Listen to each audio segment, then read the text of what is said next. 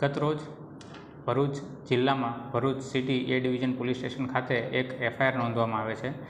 જેમાં મદદનીશ પ્રાયોજના અધિકારી હિસાબ જે પોતે ફરિયાદી બને છે અને ફરિયાદમાં એવું જણાવે છે કે ભરૂચ જિલ્લાના આમોદ, જંબુસર અને હાંસોડ તાલુકાની અંદર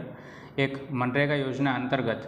માનવ શ્રમનો ઉપયોગ કરી અને ગામડાની અંદર જે રોડ બનાવવામાં આવે છે તેની અંદર કેટલીક ગેરરીતિઓ જણાઈ આવેલી હતી, જે અનુસંધાને તેમની ટીમ દ્વારા કોઈ એક ટેકનિકલ રિપોર્ટ બનાવવામાં આવેલો છે અને જે ટેકનિકલ રિપોર્ટની અંદર એવું જણાવવામાં આવેલ છે કે આ જે રોડ બનાવવા માટેની જે એજન્સીઓ હતી તે એજન્સીઓનું કામ મુખ્યત્વે હતું તે રોડ બનાવવા માટેનું સામાન સામગ્રી પૂરું પાડવાનું,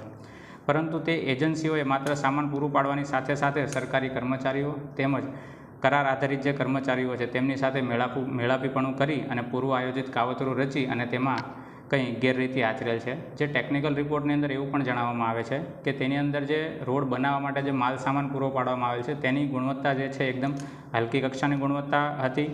આ ઉપરાંત મનરેગા સ્કીમ અંતર્ગત જોવા જઈએ તો જે માનવ શ્રમનો ઉપયોગ કરવાનો હોય છે તે માનવ શ્રમનો પણ યોગ્ય રીતે ઉપયોગ થયેલો નથી। આ ઉપરાંત તે એજન્સીઓ દ્વારા કેટલાક ખોટા બિલો અને ખોટા દસ્તાવેજો બનાવી સરકારશ્રી પાસેથી વધારાના નાણાં મેળવી લીધેલા છે અને સરકારશ્રીને આર્થિક નુકસાન પહોંચાડેલું છે, જે અનુસંધાને એવું કહી શકાય કે તેમણે સરકાર સાથે છેતરપિંડી અને વિશ્વાસઘાત કરેલ છે। જે ફરિયાદ ભરૂચ સિટી એ ડિવિઝન પોલીસ સ્ટેશન ખાતે નોંધી હાલ તેમની તપાસ ચાલુ કરી દીધેલ છે। જે એજન્સીઓના અગર આપને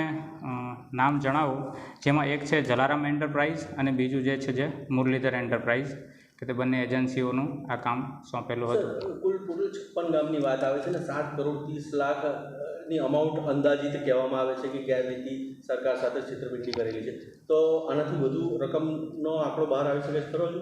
જો હાલ જેમ આપને જણાવેલું કે હાલ ભરૂચ જિલ્લાના જે ફરિયાદ પ્રમાણે આમોદ, જંબુસર અને હાંસોડ તાલુકો છે તેમને અનુસંધાન હાલ તપાસ ચાલુ રહી છે। અગર તપાસ ચાલતાની સાથે અગર ભરૂચ જિલ્લાના બીજા અન્ય ગામોની અંદર પણ તપાસ કરતાં જો આ પ્રકારની કોઈ પણ ગેરરીતિ જણાઈ આવશે તો ચોક્કસથી તેમની અંદર પણ તપાસ ચાલુ કરવામાં આવશે।